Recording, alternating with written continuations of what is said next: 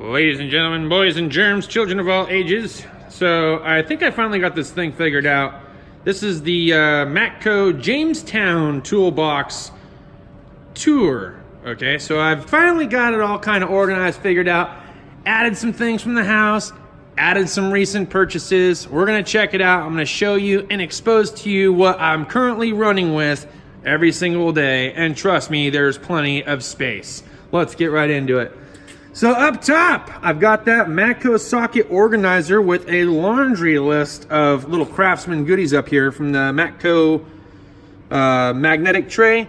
I think the Craftsman sockets look and feel and work great on here. They fit nice, they slip on, slip off. The twist and lock system works great with the Craftsman socket. I have no problem with tolerance issues whatsoever with not only the fitment of the rail, but actually the fitment of the socket itself. These little Craftsman sockets are absolutely phenomenal. I've been using the crap out of these, if you can't already tell.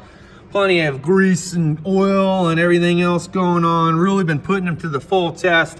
The Harbor Freight Universal Impact sockets, still kicking ass, still have no problems with any of those. Half tempted to go pick up the 3/8 set, but as you can see, I'm kind of out of room for 3/8 sockets at the moment, unless I put another little rail over here to the side, which I may very well do. Most recently, you can see here, I've got the Cornwell 13mm chrome deep, and you can see that I've not just the broaching, the actual depth or the set of this is so perfect, actually perfect for the 4-liter head bolts. Now on this one happens to have the 6-point, and that's because this is a newer engine.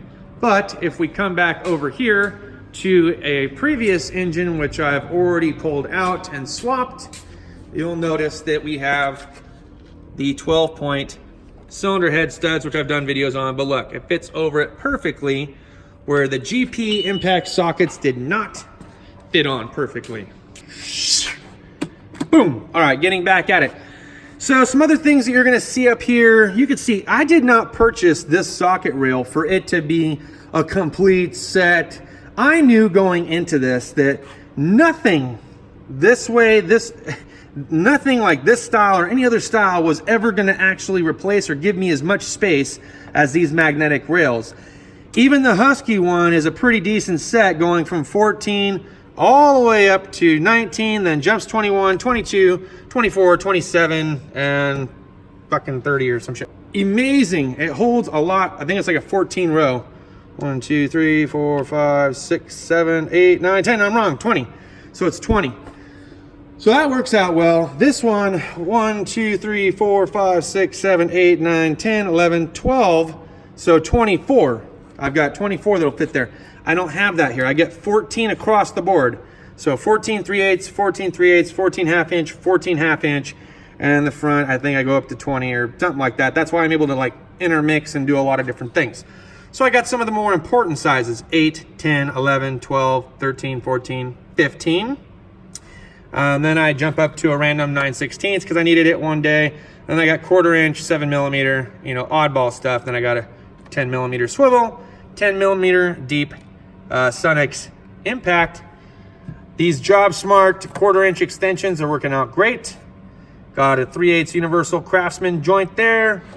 This is another Craftsman socket that I just recently used. This was 18mm. I just left it on the tray. I got my little adapters, which work out great there. Believe this was in either 10mm or 8, 10. So I was checking a T-case for fluid level, left that there. Triple square, certain things on Audi, and of course the 12-point 30mm axle nut socket for obvious reasons. Little tiny magnet works great there. I got my paint pens, universal extensions that are in there, plus the super long ones. A super long one towards the back for 3/8. Super long one that's a 1/4 inch that goes all the way across, believe it or not. Then I got the mids, 8 through 19. I actually thoroughly enjoyed this ratchet today. I didn't think I was gonna like it so much, but I'm gonna make Craftsman great again. Let me tell you, I was curious about this. You guys know that I had some slippage going on here.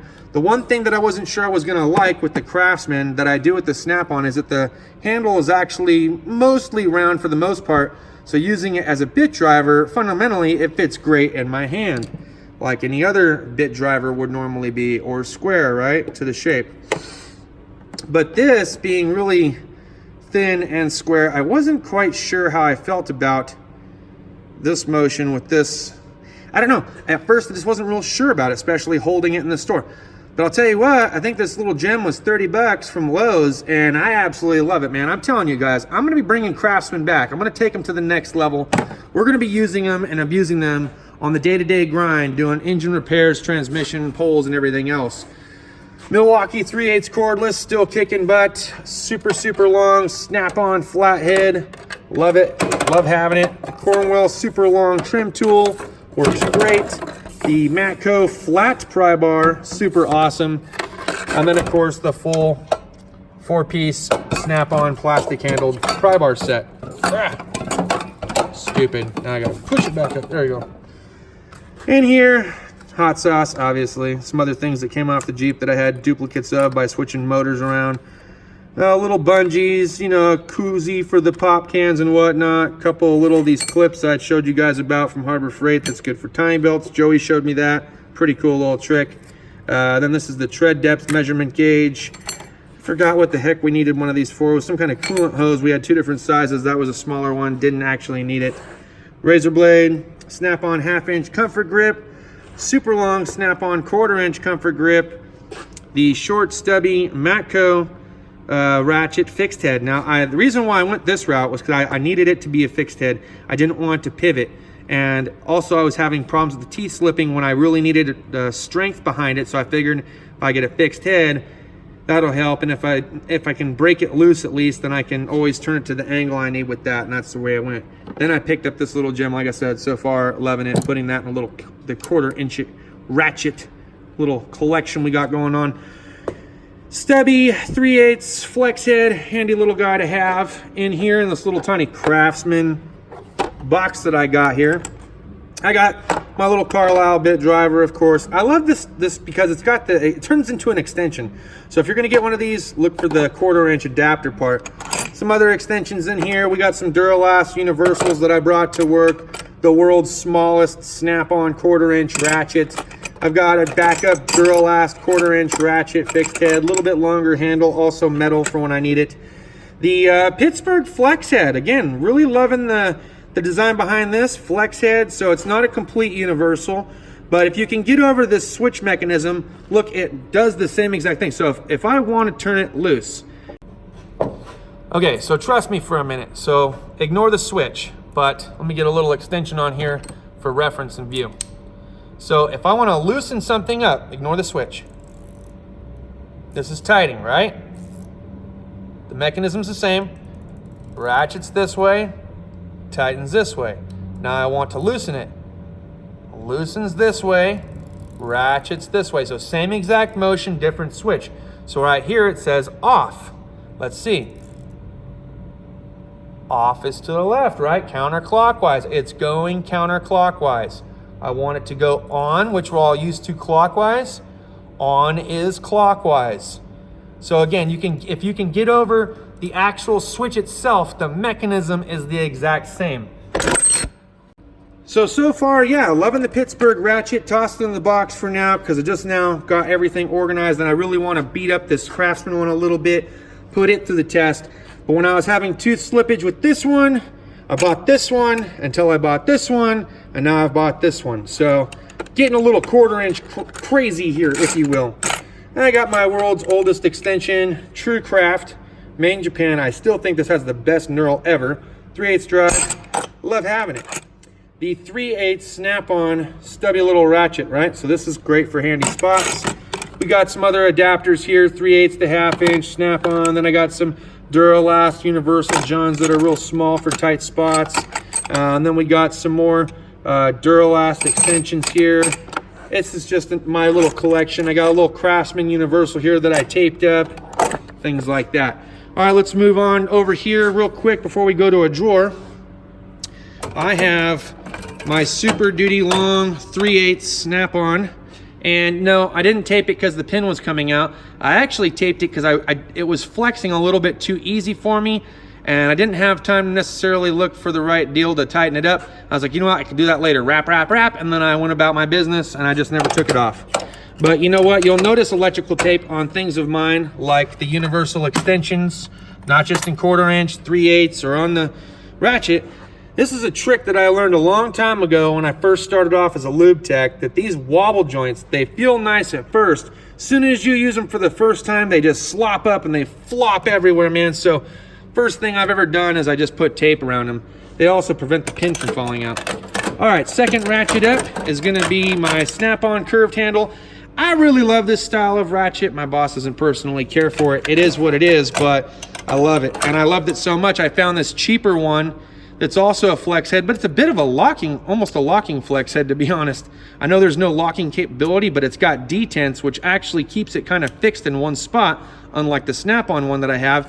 And it has a super nice knurl grip, same handle that I love and enjoy, Power Torque. Picked that up for $7. Love having it. Another one right here that's also got the weird handle, but it's for O2 sensors. Love having this thing. This thing does come in handy. It's not the be-all, end-all, but it certainly does help. Then for timing belts and stuff like that to hold those cams still, we got the Icon 3/8 breaker bar. So I've been using that. You can see that. Handle's getting a little bit dirty. I love it. Here's the Matco Mirror. I've only got the one, and so far so good. Haven't dropped it, but the flashlight did wear out. Didn't work all that well to begin with. Here's my 1/2 inch snap-on Big Dawg. This thing is freaking awesome. However, my biggest complaint is that this little sucker right here keeps falling out. I keep putting red Loctite in it in order to keep it, the little fastener in there. And then same thing with this thing. I've tightened this up a 6 times or so. It's an annoyance, but it is what it is. Then I've got my Mac 1/2 inch breaker bar. You never know when you're gonna need one of those. I kind of like the square deal on the handle, to be honest. I really do. I wasn't sure that I did, but you know, it kind of wears on you and you kind of get used to it. A couple of Mac extensions from long time ago, and my world's longest, I know it's not that long, right? But my Craftsman 1/2 inch extension chrome. Yes, I've used an impact on this. And yes, I think this is the Made in USA one, for whatever that's worth. But at any rate, I got a lot of Made in China stuff from Craftsman right now that's just holding up and kicking butt. All right, here we go. My wrench drawer. This is just for the cart I use on my day-to-day. Got the Matco double box end flex heads. I got this Craftsman Made in China 9/16 5/8. This gets into some weird and handy spots, especially on RVs, older RVs. Got 10mm through 19 on the stubby side of these snap-ons. And then of course I got the 5/16 all the way up to 3/4 inch there with the stubbies and SAE. Someone a long time ago gave me the right grip wrench set, still using and loving them today. Haven't really felt a need to go out and pick up any other SAE combination wrenches. They just keep kicking butt. No complaints about them. The Made in China Craftsman elbow style double box end. These things get into some nice tricky little spots, especially torque converters. Love having them, love using them, use them all the freaking time. They also get into some weird spots for like thermostat housing bolts and nuts and stuff. Another nice little set that I made on my own. It didn't come complete. I actually bought these individually from Sears down in Palm Desert. Double box end, fixed head. I think it's got about a 5, maybe call it a 7 degree offset. This is a 3/4 to 7/8. These are the Made in China ones. And then of course I got 16, 18, 13, 15, 12, 14, 10, and 11. Awesome. Then you'll notice I got the one gear wrench, 22mm here, because I run into that quite a bit. And when I need an open end 22 or 7/8, I got it. So perfect. Over here I got the one and only 9/16 and 1/2 inch elbow style. Thought about picking up an SAE set, but that's the only one really that I run into that I use. So that's the only one that I really picked up. Flex head options. Got the 13mm here, 15mm here. These are the Matco ones. But I do have the Harbor Freight ones that I use at the house that also work really well. And in fact, I almost wish I would have gone the Harbor Freight route first, but it is what it is.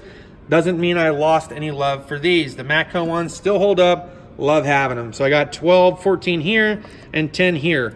I did make some little changes here for my 6 liters, like this 10 millimeter right here. You'll see that I shaved it down to get to a nut on the EGR cooler to remove a ground strap from the driver's side. So that was super fun and awesome to do, right?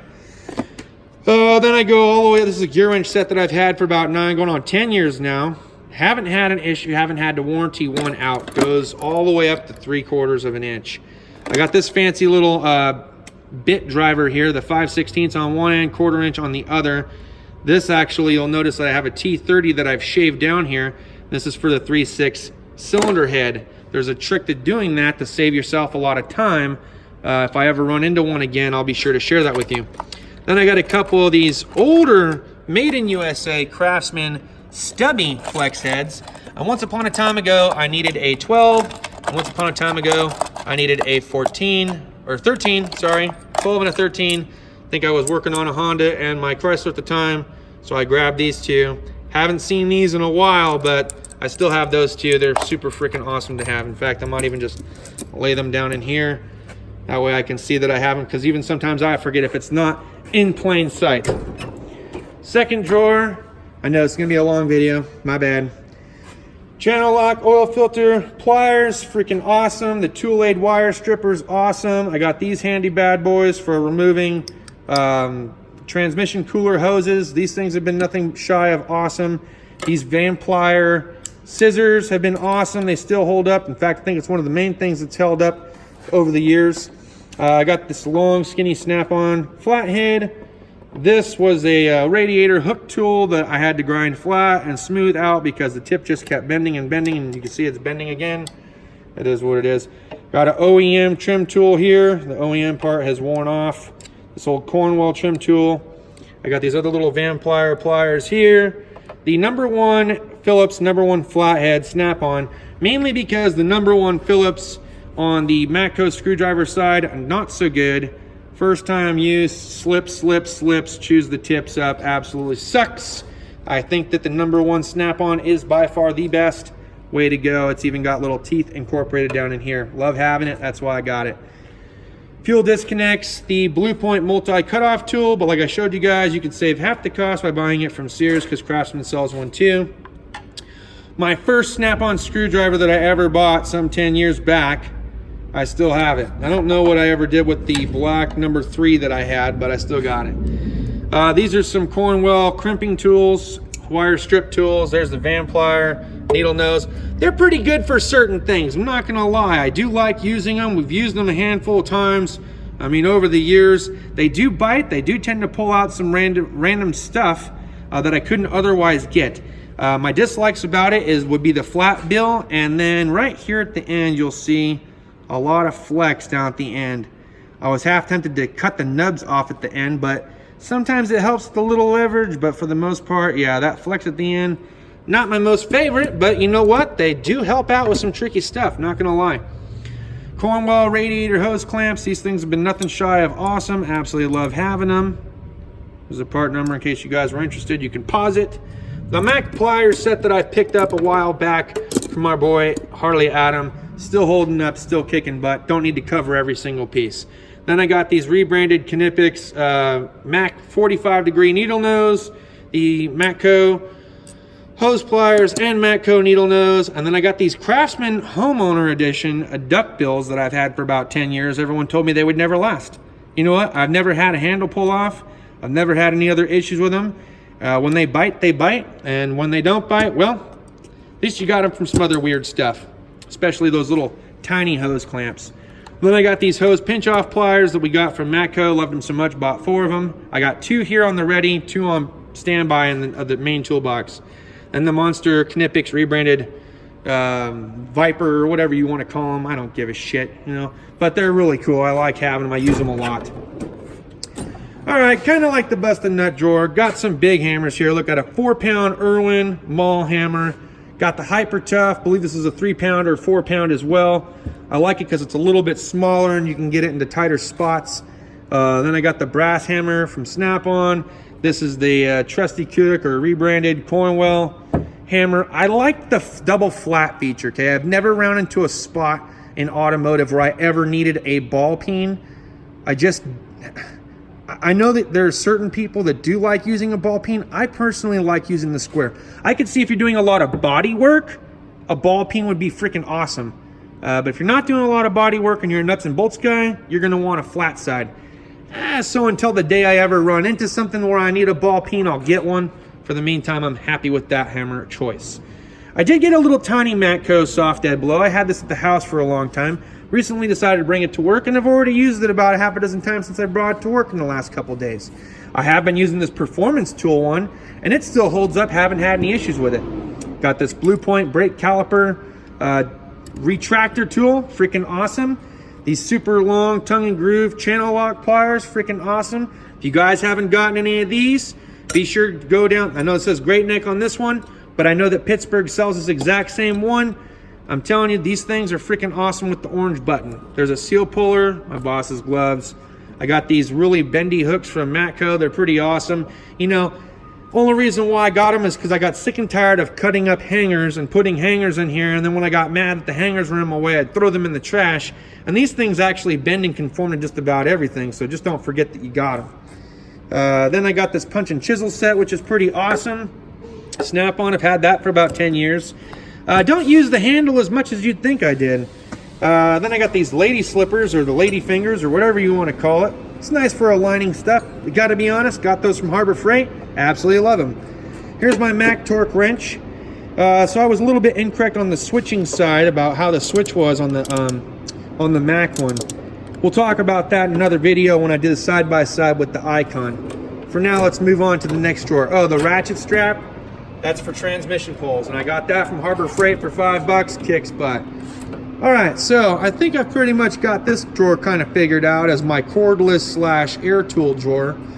You're going to see a variety of things in here, everything from a 90-degree die grinder to a cutoff wheel to a variable speed drill to the 90-degree drill. That thing is fast-paced, man. I can go super fast or super slow, depends on how you control it.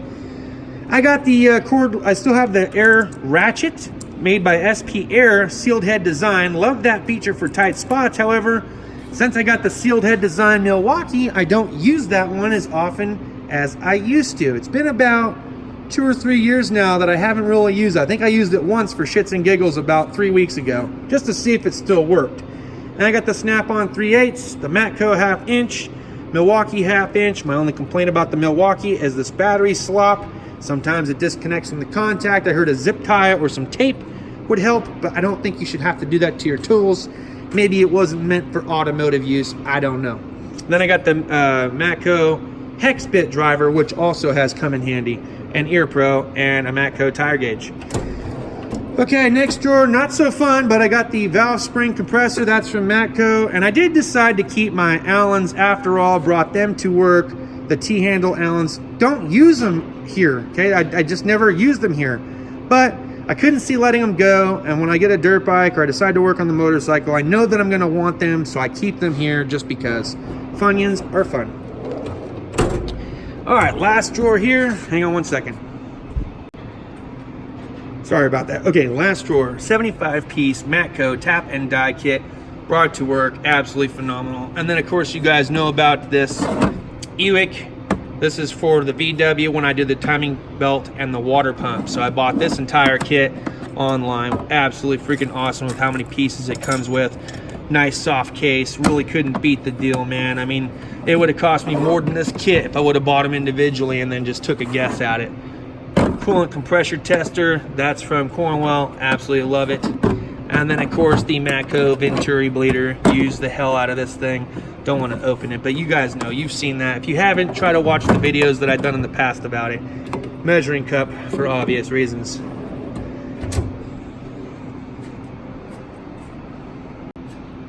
All right guys, so that's gonna wrap up the Matco Jamestown Service Cart review.